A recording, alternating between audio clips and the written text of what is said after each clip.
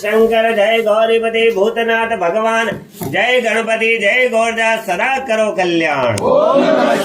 श्री गुरुवर पद बंदी कर पाकर विमल विचार मनसा वाचा व्रत कथा लिखो बुद्धि अनुसार। एक समय कैलाश पर्वत पर जबकि चारों ओर 18 बार वनस्पति फल फूल ली थी और सुंदर बनता सुगंधित हवा चल रही थी। ऐसे समय सीधी तथा पार्वती जी एक सुंदर आसन पर विराजमान होकर इस छटा को देख रहे थे। श्री पार्वती जी बोली कि हे नाथ, तो चौपड़बाजों का खेल खेलना चाहिए। महादेव जी ने कहा ठीक है, पर चौपड़ के खेल में छल कपट बहुत होता है, इसलिए हार जीत के निर्णय का साक्षी कौन देगा। तब तो पार्वती जी ने अपने अंग से मैल उतार कर और उसका एक पुतला बनाकर बैठा दिया, जिसे श्री महादेव जी ने सर्जन कर उससे बोले कि हे पुत्र अंगद, हम दोनों चौपड़ खेल रहे सो तो हमारे हारने जीतने की साख बनना। अब चौपड़ का खेल शुरू हुआ। महादेव जी ने 2 बार पासे फेंके। अंगद से पूछा कि बता कौन हारा कौन जीता। अंगद ने कहा कि आप जीते, भारती हारे। तीसरी बार भारत ने पासे फेंके कि पूछा बता कौन हारा कौन जीता। यद्यपि इस बार पार्वती जी जीती थी, पर अंगद ने सोचा यदि मैं शिव जी को हारा हुआ कहूंगा तो वो मुझे शाप दे देंगे। अतः उसने कहा कि महादेव जी जीते और पार्वती जी हारे हैं। ओम नमः शिवाय। यह सुनते ही पार्वती ने क्रोध में आकर अंगद को श्राप दिया कि जा तू कौड़ी हो जा और भटकता फिर। तब तो पार्वती जी के श्राप से कौड़ी और दुखी हुआ अंगद इधर उधर भटकने लगा। भटकते भटकते एक दिन विशाल भयंकर जंगल में पहुंचा, जहाँ से 12-24 कोस के बीच में एक तालाब दिखाई दिया, जिसके आसपास बढ़ता पीपल के कई पेड़ खड़े थे और इंद्राणी ब्रह्माणी तथा अन्य बहुत से देवताओं की स्त्रियां मिलकर वहां पर व्रत पूजन कर रही थी। अंगद ने उन्हें ऐसा करते हुए देखकर पूछा कि बहनों आप ये क्या कर रही हो। तो देवांगना ने उत्तर दिया कि महादेव जी के वंशावतार व्रत को कर रही है, जिसके करने से सभी मनोकामनाएं पूर्ण होती है। ओम नमः शिवाय। अंगद ने कहा तब तो मैं भी इस व्रत को करूंगा। देवांगना ने उसकी इच्छा को देखकर उसे चावल सुपारी दिलाकर व्रत प्रारंभ करने का संकल्प करा दिया। कहा कि श्रावण सुदी के पहले सोमवार से इस व्रत को शुरू किया जाता। उस दिन की थी कुंवारी कन्या के हाथ से 2 पुनी सूत कतवा कर उसका डोरा बनवाए, फिर पीली गेरू से रंगे, फिर उस डोरे से महादेव जी का पूजन करे तथा आगे भी हर सोमवार उसी डोरे से महादेव जी का पूजन था व्रत करता रहे। फिर कार्तिक सुदी चौथ के दिन उजड़ना करे। उस दिन 4.25 सेर आटा, 1.25 सेर घी, 1.25 सेर गुड़, तीनों चीजें अपने गांव तौल मजूब लेकर उनका चूरमा बना के महादेव जी के भोग धराकर 4 बराबर के हिस्से कर ले। ओम नमः शिवाय। प्रथम भाग शिव जी के निमित्त किसी नाथ को दे, दूसरा भाग ब्राह्मण को दे, तीसरा भाग गौ को खिला दे और चौथा भाग प्रसाद के तौर पर आप स्वयं ग्रहण करें। और शेष को बिना रंग राजा छोटे बड़े का भेदभाव किए सबको बराबर बराबर बांट देवे। ओम नमः शिवाय। डोरा जो बनाया जाता है उसे जब तक व्रत करे स्वयं धारण करते रहे। उद्यापन करने के बाद उसे जल में पधरा देवे। बस यही इस व्रत को करने का विधान है। तब अंगद ने नियमानुसार मनसायता व्रत प्रारंभ किया। लगातार 4 व्रत करता रहा। उधर एक दिन बैठे बैठे पार्वती को अंगद की याद आई। वह उनके वियोग में घबरा कर शिव जी से कहने लगी कि नाथ कोई ऐसा उपाय बताइए जिससे अंगद वापस घर पर आ जाए। तो शंकर भगवान ने पार्वती से कहा कि हे पार्वती जी, तुम मनसावता व्रत को करो, तुम्हारी इच्छा अवश्य ही पूर्ण होगी। तब तो श्री पार्वती जी ने विधि अनुसार डोरा बनवा कर व्रत प्रारंभ किया। और जो ही यह व्रत समाप्त हुआ, अंगद कोढ़ रहित होकर विचरता हुआ पार्वती जी से आ मिला। पुत्र को देखते ही पार्वती जी खुशी के मारे हंसने लगी, परंतु अंगद ने सोचा कि माता जी मेरे बिना बुलाए आ जाने से हंस रहे। अतः वो गुस्से में भरकर वापस लौटने लगे। तो पार्वती ने उठकर पुत्र को पकड़ लिया, बोली कि बेटा फिर कहाँ जा रहे हो। अंगद बोला कि माता जी मैं बिना बुलाए लौट आया, ये जानकर आप हंसे इसलिए मैं वापस जा रहा हूँ। ओम नमः शिवाय। पार्वती जी बोली नहीं बेटा, मैं तुम्हारे आने से नहीं हंसी थी, मैं तो मनसावता व्रत के प्रभाव को देख कर हंसी हूँ, जिसे कि मैंने तुम्हारे से मिलने की इच्छा से किया था। अंगद ने कहा कि हे माता जी, यह व्रत तो मैंने भी किया। पार्वती बोली तूने यह व्रत किया तभी तो तेरे श्राप का प्रभाव नष्ट हुआ, और मैंने ये व्रत किया जिससे मुझे अपना खोया हुआ पुत्र फिर से आकर मिल गया। अस्तु बेटा, अब तेरी क्या इच्छा है सो मुझसे के। अंगद बोला माता मेरी इच्छा है कि मैं उज्जैन का राजा बनूं। पार्वती बोली अच्छा बेटा, तू उज्जैन चला जा, तुझे वहाँ का राज्य मिल जाएगा। ओम नमः शिवाय। गिरजा की आशीष पा अंगद गिन प्रणाम चला। वहाँ से तुरंत ले शिव जी का नाम, माता का आशीर्वाद पाकर अंगद वहाँ से चला और उज्जैन जा पहुँचा। उधर उज्जैन के राजा ने अपनी इकलौती कन्या का स्वयंवर रचा और शर्त रखी कि ये इतनी जिसके गले में जयमाला डाल देगी उसी को राजकन्या ब्याह दी जाएगी। अतः स्वयंवर के दिन ठीक समय अग्नि को श्रृंगार कराकर उसका पूजन करके उसकी सूंड में माला देकर कहा गया कि हे तिनी तू देवी के समान है, तो सभा में जो भी तुम्हें राजकुमार के योग्य वर हो उसी के गले में माला डाले। अपनी माला लेकर चली और जहाँ अंगद बैठे थे वहाँ पहुंचकर उनके गले में माला डाल दी। ओम नमः शिवाय। यह देखकर लोगों ने कहा यह तो न मालूम कौन है, हथिनी चूक गई। तो उस लड़के को वहाँ से हटाकर फिर हथिनी को माला देकर प्रार्थना की गई कि हे तिनी, इस सभा में जो भी तुम्हें राज्य कन्या के योग्य पर दिखाई दे तथा जो उज्जैन के राज्य को अच्छी तरह से संभाल सके उसे तुम माला पहनाते। तब पत्नी ने दूसरी बार भी माला अंगदी के पास जाकर उनके गले में माला डाल दी। लोग कह लगे अतनी उस लड़के से परत गई है, तब उसे दरवाजे के बाहर बिठा दिया गया। परंतु जब अतनी को तीसरी बार माला दी गई तो अतिनी ने दरवाजे के बाहर निकलकर फिर उसी बालक को माला पहना दी। फिर क्या था, राजा ने कहा जैसा होना रहे होगा। उसने नगर सेठ को बुलवाया और कहा कि इस बालक को तुम अपने घर ले जाओ, फला लगन पर इसे श्रृंगार करा के सज धज के साथ बारात लेकर आ जाओ। सेठ अंगद को घर लेकर उस लड़के को खूब श्रृंगार कराकर बारात सजाकर लगन के समय ले आया। बड़ी धूमधाम के साथ विवाह संपन्न हुआ। राजा ने अपना सारा राजपाट उसे कन्यादान में दे दिया। ओम नमः शिवाय। गिरजा के आशीष से अंगद हुआ नरेश, विपुल संपदा भी मिली, रहानी दुख लवलेश। विवाह के पश्चात जब वर वधु महलों में गए तो राजकुमार ने अंगद से पूछा कि नाथ आपकी जाति नाम क्या, आपके पिता ग्राम का नाम क्या। तो अंगद ने कहा कि हे राजकुमारी, मैं शिव पार्वती जी का लड़का हूँ, मेरा नाम अंगद है। तब राजकुमार ने कहा कि महाराज आपकी इस बात को तो यहाँ कोई सही नहीं मानेगा, आप सत्य सत्य बतलाइए वास्तव में क्या बात है। तब तो अंगद ने अपने पैदा होने की सारी कथा राजकुमार से कह सुनाई और अपने श्राप तथा मंदाता व्रत के प्रभाव से श्राप से छूटकर उज्जैन का राज्य पाने का भी सारा वृतांत कह सुनाया। यह सुनकर राजकुमारी को संतोष हुआ और दोनों सुख पूर्वक रहने लगे। ओम नमः शिवाय। थोड़े ही दिनों के पश्चात अंगद ने कहा कि राजपुत्री, अब मेरी राज्य करने की अवधि पूरी हो चुकी है, तब मैं अपने माता पिता के बाद कैलाश जाना चाहता हूँ। सो तेरी क्या इच्छा है?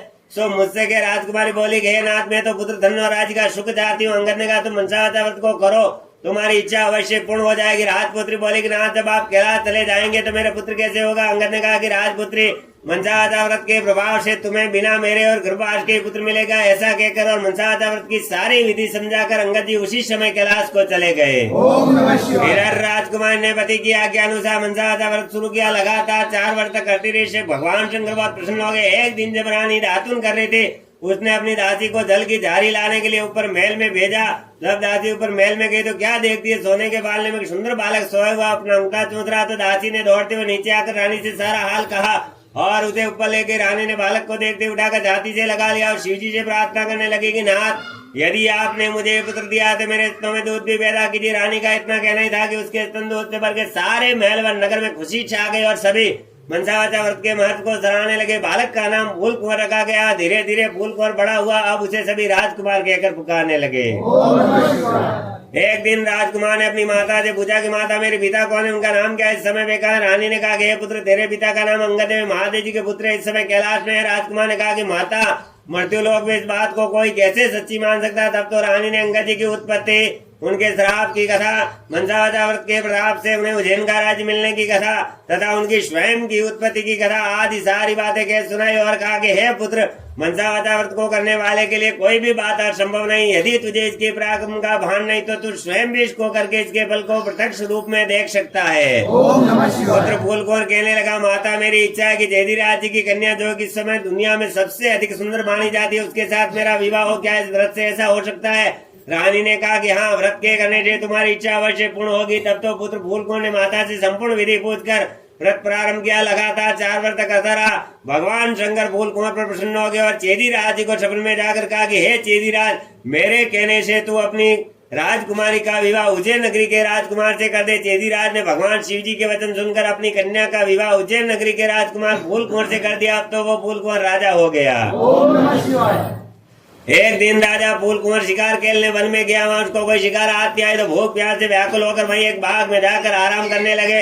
देव योग से वहां कोई ब्राह्मण आ गया। उसने राजा को पंचांग सुना कि आज कार्तिक सुदी चौथे था, मनसावता व्रत के उजड़ने का दिन है। राजा ने कहा कि विप्रराज, मुझसे तो भूल हो गई, अब आप मुझे पूजन करा दे। ब्राह्मण ने पूजा के लिए शहर में रानी जी के पास खबर भेजी कि राजा साहब आज शिकार के लिए वन में ठहरे और आज उनके कार्तिक की चौथ का उजड़ना, इसलिए 4.25 सेर आटा, 1.25 सेर घी, 1.25 सेर गुड़ का चूरमा बनवा कर मंगवाया। इस पर रानी ने सोचा कि फौज के कई आदमी भी साथ है, इतने से चूरमे से क्या होगा, इसलिए गाड़ी भरकर चूरमा भेज दिया। ओम नमः शिवाय। नियम विरोध अधिक सामान होने से शिव जी ने कोप करके राजा को सपन में कहा कि तुम अपनी रानी को राज्य से निकाल दो, नहीं तो मैं तुम्हारा सारा राज्य नष्ट कर दूंगा। तब राजा ने प्रमाण के अनुसार दोबारा चूरमा बनवाकर व्रत पूरा किया और महादेव के कथन के अनुसार रानी को महल से निकलवा दिया। ओम नमः शिवाय। रानी किले से रवाना हुई। थोड़ी दूर जाने पर दीवान मिला। दीवान ने पूछा कि रानी जी आप कहाँ बता रहे हो? रानी ने सब बात बताई। तब दीवान ने कहा कि मैं राजा साहब को समझाकर राजी कर लूंगा, तब तक आप मेरी हवेली पर बता रहे। रानी जो ही दीवान जी की हवेली में गई। दीवान अंधा हो गया तो दीवान ने हाथ जोड़कर कहा कि अब तो आप यहाँ से पधारिए। ओम नमः शिवाय। रानी वहां से रवाना होकर आगे चली। उसे नगर सेठ मिला। उसने भी यही कहा कि राजा साहब को 1-2 दिन में मना लेंगे।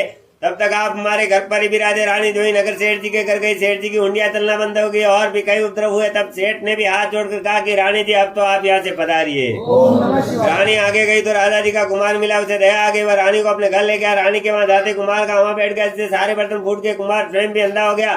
तब कुमार ने भी रानी को घर से चले जाने की प्रार्थना की। आगे जाने पर रानी को माली मिला। उसने पूछा कि रानी जी आप कहाँ बता रहे हो? रानी ने कहा कि राजा साहब ने मुझे देश निकाला दे दिया है। माली को भी रानी पर दया आ गई। वह उसे अपने बाग में ले गया और कहा कि जब तक राजा जी का क्रोध शांत नहीं हो आप में मेरे बाग में ही रहिए।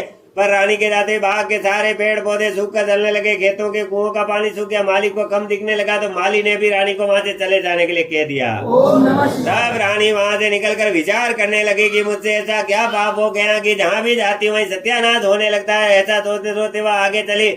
उसने देखा आगे 2 रास्ते। पूछने पर मालूम है 6 महीने का 3 दिन का। रानी 3 दिन के रास्ते चली। आगे रास्ते में शिप्रा नाम की नदी मिली।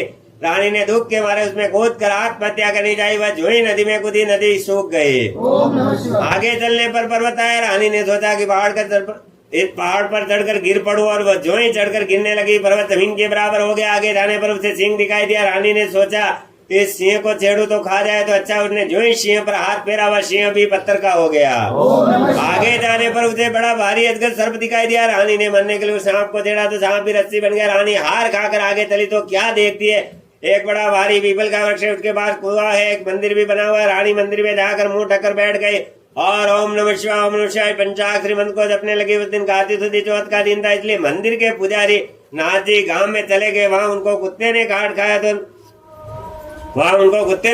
तो पुजारी नाथ जी ने विचार किया कि आज मेरे आश्रम में ऐसा कौन सा पापी आप हो जाए जिसके कारण इतना बड़ा उत्पात हो गया है। ओम नमः शिवाय। नाथ जी ने मंदिर में आकर जब वहाँ एक स्त्री को बैठे देखा तो सोचने लगे क्या आज यहाँ कोई डाकण या भूतनी आ गई। रानी नाथ जी को देखकर विनय पूर्वक बोली, हे महाराज मैं न तो डाकण न भूतनी, मैं तो मानवी आकाश की गहरी जमीन की झेली हुई दुखी स्त्री हूँ। यदि आप मुझे अपनी धर्म की बेटी बनाओ तो मैं अपना सारा हाल आपको सुनाऊं। नाथ जी ने स्वीकार कर लिया। तब रानी ने उन्हें अपना सारा किस्सा कहा। फिर वहां से जाने लगी तो भूख के मारे चल भी नहीं सकी। तब नाथ जी ने उसने कहा एक लड्डू दिया। लड्डू को देखते ही रानी को व्रत याद आया। इतने में नाथ जी ने भी कह दिया कि आज कार्तिक सुदी चौथ है, मनसावाचा व्रत का प्रसाद है। इसका नियम है कि कोई राजा भी हो तो अधिक प्रसाद नहीं बनावे, इसलिए एक भाग का लड्डू है। तब रानी के समझ में आई मैंने चूरमा ज्यादा भेजा था, इससे शिव जी ने मुझ पर कोप किया है। ओम नमः शिवाय। ऐसा विचार कर रानी ने नाथ जी से कहा कि हे महाराज इस व्रत को मैं भी करना चाहती हूँ। तब नाथ जी ने कहा यह तो सावन सुदी में प्रथम सोमवार आ रहा, उस दिन से तुम व्रत करना। रानी ने नियमानुसार व्रत शुरू किया। जब कार्तिक सुदी चौथ का दिन आया, नाथ जी गाँव में जाकर सब सामान ले आए। 1.25 सेर घी, 1.25 सेर गुड़, 4.25 सेर आटे का चूरमा बनवाया। कुंवारी कन्या से पौनी कतवा कर उसका डोरा बनवा दिया। चूरमे के 4 भाग के शिव पार्वती जी की जित मन से पूजा की। इस प्रकार व्रत करते हुए जब रानी को 4 वर्ष हो गए तो महादेव जी ने राजा फूलकुंवर को सपन में दर्शन देकर कहा कि अब तू अपनी रानी को बुलवा दे, नहीं तो मैं तेरे राज्य का नाश कर दूंगा। ओम नमः शिवाय। तब राजा ने कहा कि महाराज अब रानी का पता कैसे लगेगा, आपकी आज्ञा से ही तो मैंने उसे देश निकाला दिया था। महादेव ने कहा कि राजा तू अपने 4 विश्वासी नौकरों को पुरु के दरवाजे पर भेज दे। वह बिना नहाते हुए बैलों की गाड़ी आवेगी, वे लोग उसी में बैठ जाए। वह गाड़ी उन्हें वहीं पर ले जाएगी जहाँ पर की तुम्हारी रानी रहती है। प्रातःकाल होते राजा ने 4 आदमी भेजे, उन्हें बिना नहाते हुए बैलों की गाड़ी मिले। वे चारों उसमें बैठ गए। वह गाड़ी उन्हें वहीं पर ले गई जहाँ पर की रानी रहती थी। सेवकों ने रानी को पहचान कर कहा कि रानी जी राजा साहब आपको बुला रहे, इसलिए हम लोगों को भेजा। तब तो रानी ने नाथ जी से कहा कि मैं आपकी धर्म की बेटी हूँ, सो मुझे सीख देकर भेजो। तब तो नाथ जी ने मिट्टी के हाथी घोड़े रथ पाल की आदि बनवाकर मंत्र के छींटे दिए, जिससे वे सच्चे हाथी घोड़े पाल की आदि बन गए। ओम नमः शिवाय। तब रानी ने फिर कहा कि पिताजी रास्ते में मेरे छूने से कई जीवों का नुकसान हो गया था, सो उनका भी उद्धार हो जाना चाहिए, नहीं तो सब पाप मुझको ही लगेगा। तब नाथ जी ने शिव जी के निर्माल्य स्नान कराए हुए जल की झारी भरकर दी। कहा कि बेटी ओम नमः शिवाय कहकर जल का छींटा जिस पर भी डालेगी वही पुनः अपने असली स्वरूप को प्राप्त हो जाएगा। ओम नमः शिवाय। तब रानी वह जल की जारी लेकर तन हाथी को प्रणाम करके लेने हुए चारों सेवकों के साथ पालकी में बैठकर वहां से रवाना हुई। चलते चलते रास्ते में वही सर्प आया जो रानी के चूने से रस्सी बन गया था। रानी ने ओम शिवा मंत्र का उच्चारण कर झारी में से जल के छींटे रस्सी पर दिए तो वह फिर पहले के समान सर्प बनकर चलने लगा। आगे वही सिंह जो पत्थर का होकर पड़ा था मिला, उसके भी रानी ने ओम शिवा पढ़कर झारी के जल के छींटे दिए तो वह भी जीवित होकर गर्जना करता हुआ वन में चला गया। आगे वहीं पहाड़ आया जो रानी के स्पर्श से जमीन में दच गया था। रानी ने ओम नमः शिवाय कहकर झारी के जल के छींटे मारते वह भी पहले जैसा पर्वत हो गया। आगे जाते जाते वही नदी आई जो रानी के स्पर्श से सूख गई थी। रानी ने ओम नमः शिवाय कहकर उस पर झारी के जल के छींटे दिए तो वह भी फिर से कह रही और निर्मल जल वाली नदी हो गई और बहने लगी। ओम नमः शिवाय। अब रानी ने पाल की फौज आदि को तो किले में भेज दिया, खुद उस बाग में गई जो कि उसके कारण सूख गया था। बागवान ने रानी को देखकर कहा कि रानी जी आप अब फिर क्यों आ रहे? पहले ही आपके आने से बाग सूख गया था, परंतु रानी के समझाने बुझाने पर माली ने फाटक खोला। रानी ने ओम नमः शिवाय कहकर रानी के जल के छींटे बाग में दिए तो वह सूखा बाग पहले से अच्छा हरा भरा बगीचा हो गया। वह फिर से कोयले बोलने लगी, नाना प्रकार के फल फूल दिखाई देने लगे तथा बाग के सभी सूखे हुए फिर जल से भर गए। ओम नमः शिवाय। अब रानी उदय कुमार के घर आई जो कि अंधा हो गया था। ओम नमः शिवाय बढ़कर जल का छींटा देते कुमार की भी आंखें खुल गई और आवा के सारे बर्तन सोने चांदी के हो गए। तो कुमार ने कहा कि रानी जी सोने चांदी के इन बर्तनों को हमारे पास कौन रहने देगा? रानी ने कहा कि इनमें से 4 बर्तन ले जाकर राजा को भेंट कर देना, शेष तुम रख लेना, यही मेरा हुक्म है। इसी प्रकार जब वह नगर सेठ के कर गई तो उसकी भी उड़िया फिर से चिरकने लगी, व्यापार में लाभ होने लगा। तब नगर सेठ ने कहा कि अन्नदाता जी आपके पधारने से हमारे यहाँ रीति सिद्धि हुई है, तो खुशी में मैं सारी नगरी को जिमाना चाहता हूँ। रानी ने बात मान ली। नगरी में ढिंडोरा पिटवा दिया कि कल किसी के घर में धुआं नहीं निकले, अगर किसी ने चूल्हा जलाया तो 100 रुपए जुर्माने के होंगे। ओम नमः शिवाय। आगे चलकर रानी जी दीवान जी के यहाँ पहुंची तो उनके जाते दीवान जी की भी आंखें खुल गई, सर्वत्र आनंद छा गया। अब रानी साहिबा किले में पधारी तो राजा जी ने भी उनका बड़ा भारी स्वागत किया, जलसा मनाया गया। दूसरे दिन नगर सेठ ने सारे नगर को जिमा और किले में जाकर रानी जी से प्रार्थना की कि अन्नदाता जी आप भी रोगिए। तो रानी ने कहा कि आज मेरे खाती सुधी चौथ का उतना शौक जी भूखे आदमी को जिमा कर जिमूंगी, परंतु सारे गांव के लोग तो नगर सेठ के यहाँ जिमने गए थे। ढूंढते ढूंढते धोबी घाट पर एक अंधी बहरी कौड़ी धोबी कुकी बड़ी मिली। रानी की आगे से उसे लाया गया, स्नान कराया, स्नान कराते उसका सारा कोढ़ मिट गया। ओम नमः शिवाय। रानी ने उसको जो ही मनसा व्रत की सारी कथा सुनाई, उसे सुनाते उसके लिए स्वर्ग से विमान आ गया। बूढ़ी धोबिन कथा सुनने प्रसाद लेने मात्र से सदैव वैकुंठ को चली गई। ओम नमः शिवाय। इसके बाद राजा रानी नियम से हर साल मनसा का व्रत करते हुए संसार के सब प्रकार के सुखों को भोगते रहे। अंत में अपने पुत्र को राजगद्दी देकर शिवलोक को सिधार गए। ओम नमः शिवाय। इस प्रकार मनसा व्रत आज शिव जी पार्वती के व्रत की बड़ी भारी महिमा। श्रावण शुद्धि के पहले सोमवार से कार्तिक शुद्धि चौथ का यह व्रत सर्व मनमांचित बल का देने वाला मनसा व्रत को करने वाले सभी वंशों की सभी कामना श्री जी महाराज पूर्ण करते हैं। पुत्र नहीं हो या होकर जीवित नहीं रहता हो तो इस व्रत के करने से वह स्त्री पुत्र का सुख प्राप्त करती है। इसी प्रकार पुरुषों को स्त्री सुख और स्त्री को पति का सुख एवं सौभाग्य प्राप्त हो जाता है। जिसके कमाई धंधा नहीं हो तो इसके करने से उसे जीविका भी प्राप्त होती है। बोलिए शिव शंकर भगवान की जय हो। बोले बोले नाथ की जय।